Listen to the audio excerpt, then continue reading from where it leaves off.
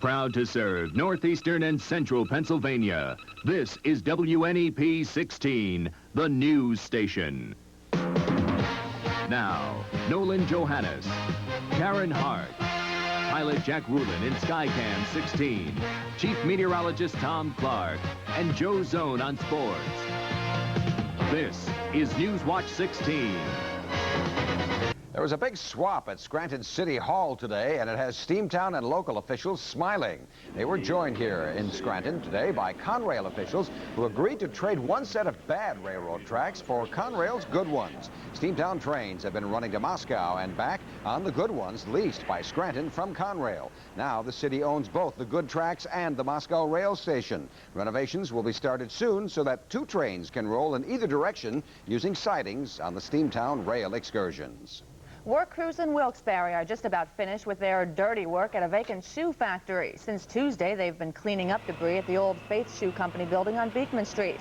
The South Wilkes-Barre building has been declared a fire safety hazard after more than a year of fires and vandalism here.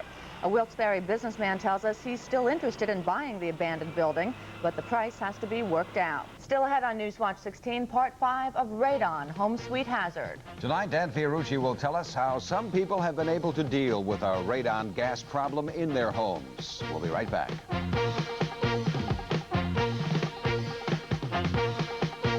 If you'd like to know how good Spalding's new cinnamon cruller is, ask our cruller expert, but wait till after dessert. Spalding's new cinnamon cruller. It's delicious.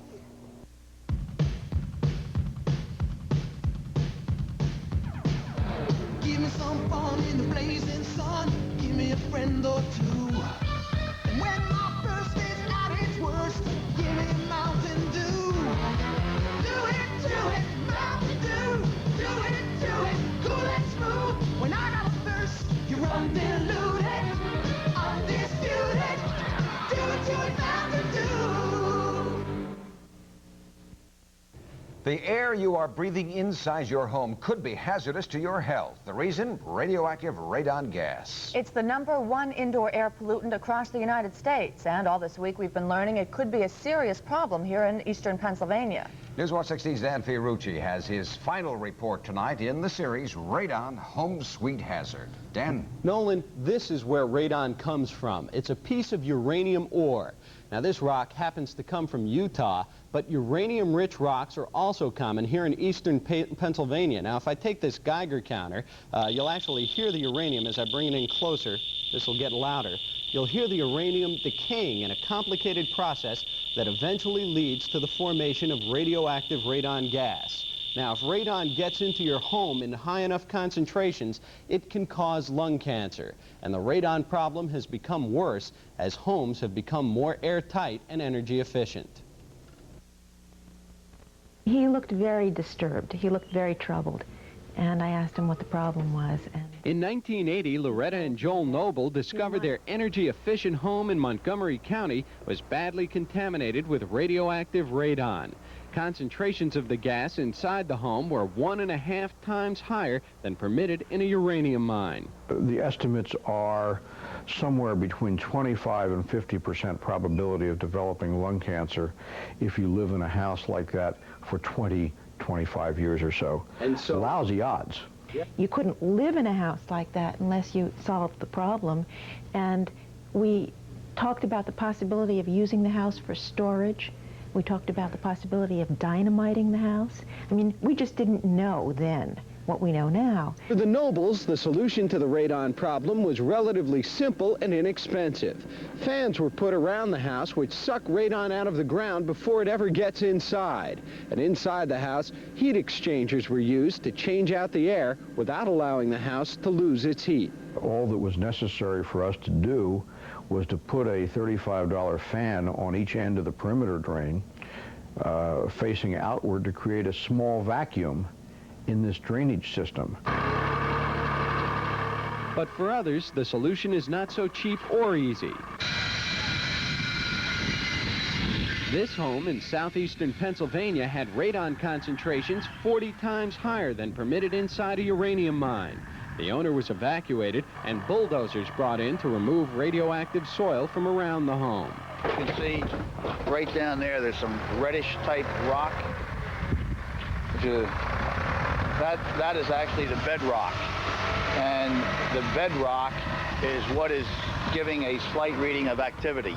The cost of the fix, a hefty $32,000.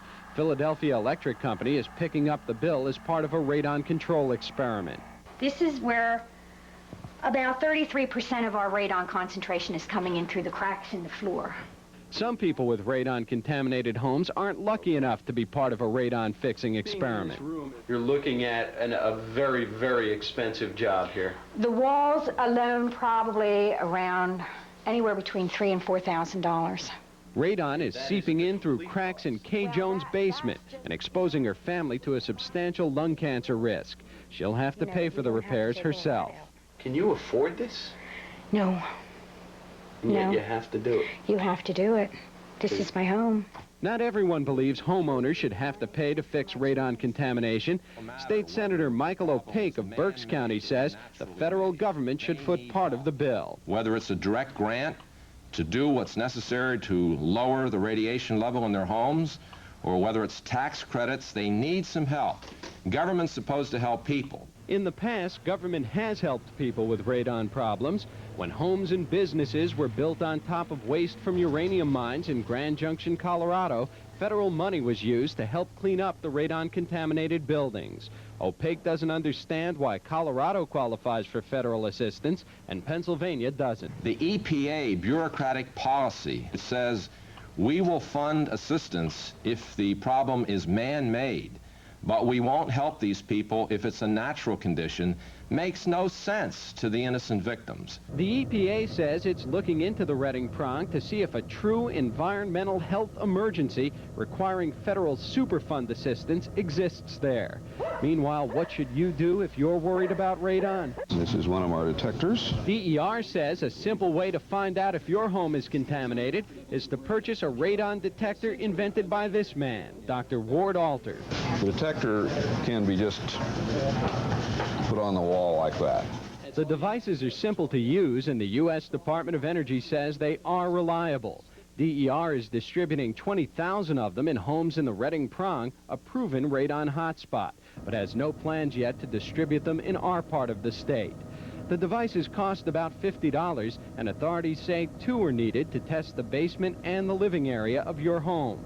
Should you be checking for radon in your house? This is what the experts told us. If I live in a private home that has a basement, and if the basement is unfinished, or if there is cracks in the basement and crawl space, or if I'm using water from a well located on the premises, then I will have my house screened for radon. You're playing a game of roulette here. Your house could very well be low. It could very well be high. And you won't find out unless you measure it. And measuring it is extraordinarily simple. Now, if you want to find out if radon is working its way into your home from the surrounding soil, Newswatch 16 can help. We've joined with the Northeastern Pennsylvania Environmental Council and Wilkes College to make radon detectors like this one available to you for $28. That is half their regular cost. If you want a free brochure on the dangers of radon, write NEPEC, Box 3113, Scranton, zip 18505. You'll get a free brochure, and you'll be invited to take part in a radon survey with us. Dan, I heard you say on the midday report at noon today that about 500 of these inquiries have gone to NEPEC, but that didn't include today's mail. How is it now? Have you heard? It's gone up, and it's approaching 1,000 now, is what NEPEC tells me. So there's considerable interest. There certainly is. An excellent 5-part series. Congratulations. Thank you. My thanks go to the news photographer and the graphic artist in it. And their names? Rick Rippon. Okay. All right. Thanks, Dan. Thanks, Dan. Next, meteorologist Tom Clark will be telling us if we'll see any sun this weekend. I certainly hope so. A lot of people have some outdoor parties and That's plans. right. A lot of people do. The rain we had so far today has ended. When we come back, I'll tell you if it's going to return.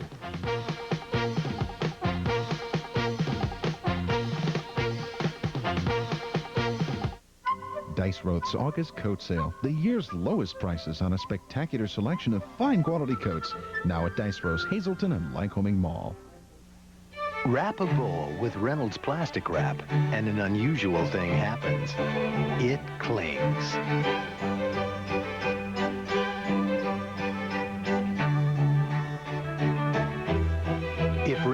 plastic wrap clings tight enough to keep this fruit outside. Imagine how fresh it'll keep your food inside. Reynolds plastic wrap clings tight to keep food fresh no matter what. Now that's not fair. Well, I think we could put up with a little bit of rain, but not a washout for the whole weekend, Tom. No, I'm not going to do that, Karen. Oh, good. I don't do that anymore on weekends.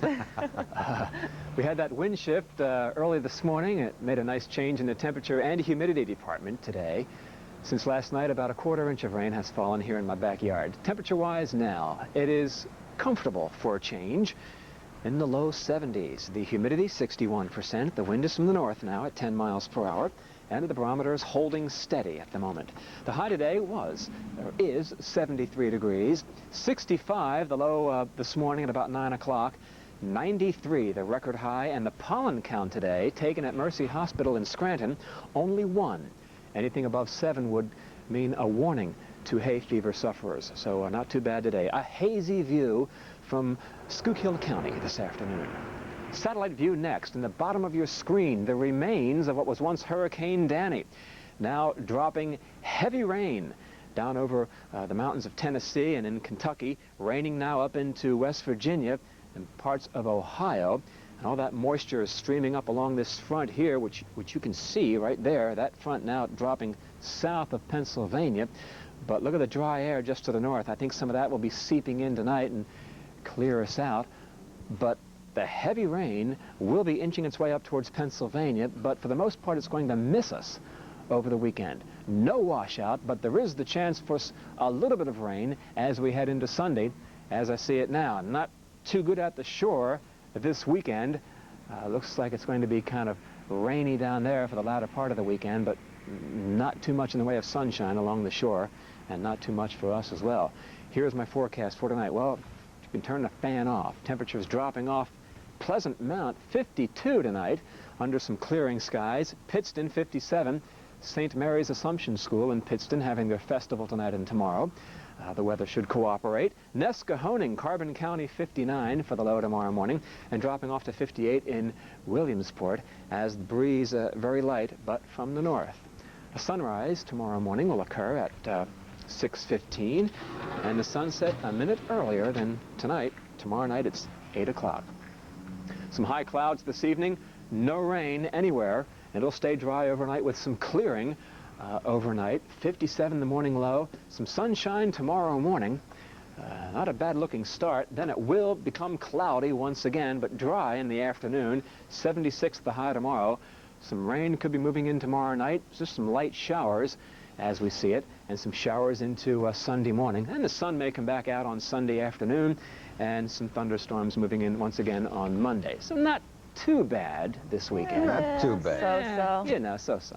Thanks, Tom. See you in the update. Still ahead, what's the scoop in Wilkes-Barre? Plus, Tim Carlson in for Joe Zone on the Sports Watch. He'll talk live tonight with the Scranton Eagles head coach about tonight's game.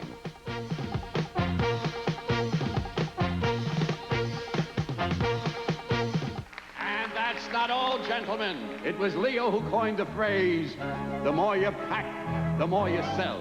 When Leo said that he would be there by 9, he would be there by 8. Leo even discovered markets we didn't even know existed. Gentlemen, I give you Leo. The new Subaru wagon is larger, more powerful, and one wagon that really gets you places. You've got a friend at your nearby Pennsylvania Subaru dealer. Ladies Sportswear. Why would one of the largest selections of ladies sportswear be at Burlington Coat Factory?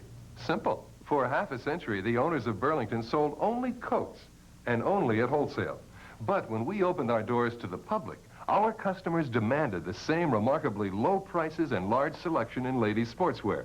So today, the latest fashions and designer names in sportswear are here, as well as the largest selection of coats. Burlington Coat Factory, the next best thing to getting it wholesale. Well, good news about the weather tonight because of the game in Scranton, right, Tim? It's going to be a big one. How do they say people in the football business call a game like tonight's Scranton Eagles Binghamton Jets contest a war? Talk about bitter rivals. The Eagles and Jets played 3 games last year, all decided by 1 point. The last one by Scranton in an Empire League playoff. This year, they're tied for first in the EFL's Western Division. After tonight, barring a tie, somebody's going to be in second. With us live from Scranton's Memorial Stadium, head coach Al Keller of the Eagles. And coach, in just about an hour, you'll be playing one of the most important games this season. I understand you're quite happy about the way practice went this week. Yeah, we've had a good practice, but we're going to need a real good one for the game tonight. We're playing a real good football team. All right, do you expect another 1-point game tonight between the Eagles and the Jets?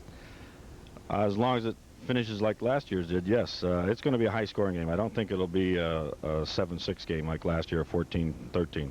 All right, as far as the Eagles' offensive line having a tough time tonight against the Scranton or the Binghamton Jets defense, I understand the Jets defense is very quick off the ball. Yes, they're very aggressive. They do a lot of good things, and they've really been physical against all their opponents. They shut out everyone with the exception of one team scored 3 points on them. All right, now they are claiming to be the #1 minor professional football team in the country, and of course you're the defending national champions.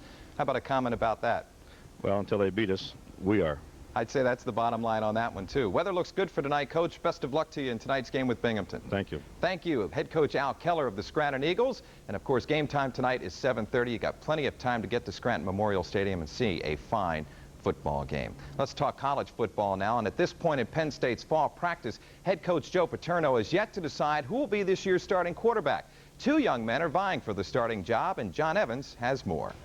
The fight for the starting quarterback job is between 2 juniors, number 14, John Schaefer, and number 7, Matt Kisner.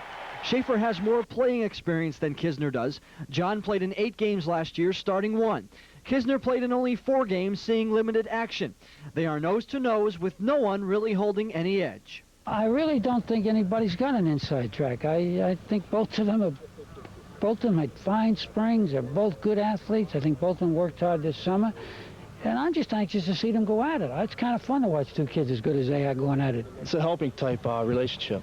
We try to help each other out as much as possible. We're not trying to, crucify each other. We're just trying to, it's a team situation. We're trying to help the team out as best as we can.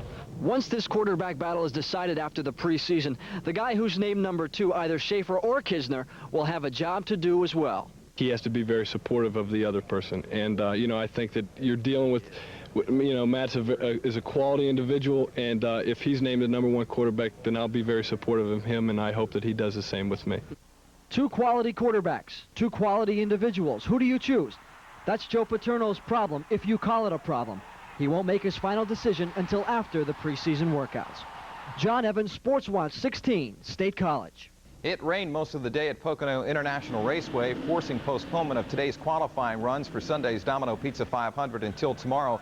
The only action around the track today, drivers on their motor scooters. I guess they don't like to walk. Mario Andretti was there making an attempt at getting into his car. It wasn't easy. Mario is nursing injuries received in a crash 2 weeks ago. Andretti okay to drive by his doctor just 2 days ago. Late this afternoon, some cars were on the track for practice runs, tuning up for tomorrow's qualifying starting at 11:30 a.m. The Phils were in Chicago this afternoon playing the Cubs. The final score, the Cubs knock them off 6-5. And the Minersville senior softball girls team still in the running for a national title. They defeated Naples, Florida again today 2-1 to stay in the World Series. If they can beat Des Moines, Iowa twice tomorrow, they'll be national champs. Best of luck to the girls from Minersville. We'll be back on the update with more Penn State University stuff. Probably going to talk about the offensive line a little bit tonight. Okay. We'll see you later. We got a kick out of seeing the crutch on the scooter with Mario. He's a great guy, I'll tell you. Thanks, Jim. Still ahead, if you love ice cream as we do. We'll tell you why you should have been in downtown Wilkes-Barre today when we come back.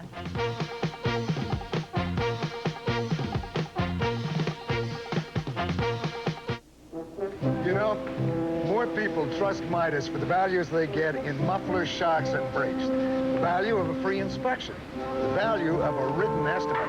And best of all, the value of a good deal, like this. Through August 17th, your participating Scranton area Midas dealers have a great deal for you. A brake special, just $69.95 per axle for front disc brakes, $59.95 per axle for rear drum brakes, including new brake shoes or pads, checking the hydraulic system, fluid if necessary, and a road test. It was a nightmare. 22 people. I cooked all day. It was awful. The food? The spots on my glasses. Even the silverware had spots. Spots? Spots for 22 people. I felt like an unmade bed. Nothing's worse than a dishwasher full of spotty dishes. That's why you need Cascade. Cascade sheeting action leaves dishes virtually spotless. And when they're virtually spotless... I did it right this time. Cascade, beautiful. For virtually spotless dishes, nothing beats Cascade. Finally tonight, we're going to take you back to the good old days. It was 90 years ago that a Hazelton company started to satisfy the sweet tooth. And today, Newswatch 16's Mark Davis says the company shared the sweet taste of success. The saying goes, I scream, you scream, we all scream for ice cream. If that were true, there would have been a lot of screaming this afternoon on Public Square in Wilkes-Barre. Ice cream cones for a nickel. It's the way the Leichman Ice Cream Company of Hazelton is celebrating 90 years in business. It's the oldest independent family-run ice cream manufacturing business in the country. Company President Jerry Leichman says it's his way of paying the public back for years of success. And we felt that since ice cream is really enjoyed by all, but certainly loved by the kids, that this association certainly would be deserving. That children's association is the Easter Seals Group in Wyoming Valley. And the nice thing about it is that people are making donations. Some are throwing in 25, 50 cents, $1 for these nickel cones of ice cream, and it all benefits our organization. Every dollar made through the cone sale is matched by the ice cream company, thus doubling the donation. Not only did the ice cream and the price leave a good taste in the customer's mouth, but also the charity donation is winning praise. It's great. Why? Because you're only a nickel. There are nice people in this world. For everyone that's not good, there are two good ones. So it's nice. Thank you.